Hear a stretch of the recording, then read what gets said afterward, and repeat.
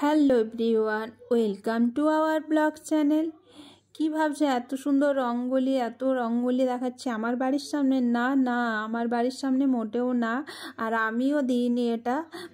এটা হচ্ছে আমার বিল্ডিংয়ে, আমার ফ্লোরে একটা ভাবির বাড়িতে আজ অনুষ্ঠান আছে, নেমন্তন্ন করেছিল, সেই জন্যই রঙ্গোলি দিয়েছেন।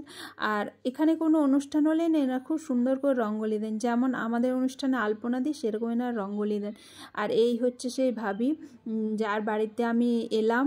ভাবিকে আজ খুব সুন্দর লাগছে, আর এই শাড়ির কালারটা ভাবিকে দারুণ লাগছে। এই কালারটা তো আমার ফেভারিট কালার, কালারটা খুব গর্জাস, খুব ভালো লাগে এই কালারটা। তো আজকে কি অনুষ্ঠান? আজকে অনুষ্ঠান হচ্ছে সেই হলদি কুমকুম অনুষ্ঠান, যেটা আগেও দেখেছো। তো এই ভাবি অনেক ব্যস্ত, ভাবি একটা দোকান আছে। একদিন জিজ্ঞেস করছিল আপনি কখন আসেন, কখন থাকেন? সকাল 6:30টায় ওঠেন, রান্না করে 9টার সময় বেরিয়ে যান, আবার দুপুরে এসে খাওয়া দাওয়া করে আবার বেরিয়ে যান, আবার রাত্রিরে রান্না করে খেয়ে শুয়ে 12:30 এরকম।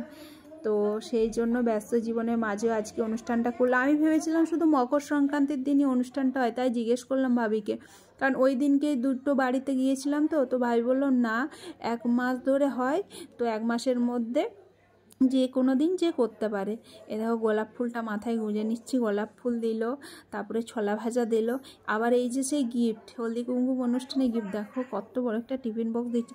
আমার উচিত ছিল শাড়ি পরে যে আঁচল পেতে নেওয়া। এই দেখো ভাবি প্রণাম করে দেয়। এরা মানে আমার হাসি পেয়ে গেল কেন বলো তো? এটা হচ্ছে আমার ছেলের স্কুলের ম্যাম এসেছে, উনি আমাকে একটা কথা বললেন।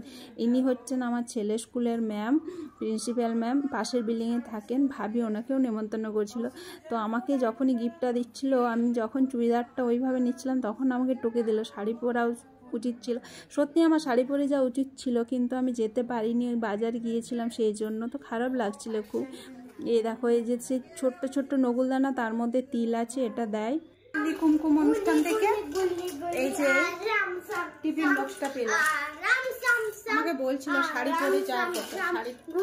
এই যে এর ম্যাডাম এসছেন ওর, তো ম্যাডাম বললো শাড়ি পরে আসুনি কেন? শাড়ি পরে শাড়ি পরে যাওয়া উচিত ছিল, কিন্তু আমি বাজার যাবো বলে বেরিয়েছিলাম না, বললাম সরস্বতী পুজোর জিনিস কিনতে, তো একই সাথে আজকেই পরেছে, সেই জন্য শাড়ি পরে যায়নি, এমনি গিয়েছিলাম। দেখো তার জন্য টিফিন বক্সটা ভাবি দিই। হাই করতে হয় না, চলো টাটা।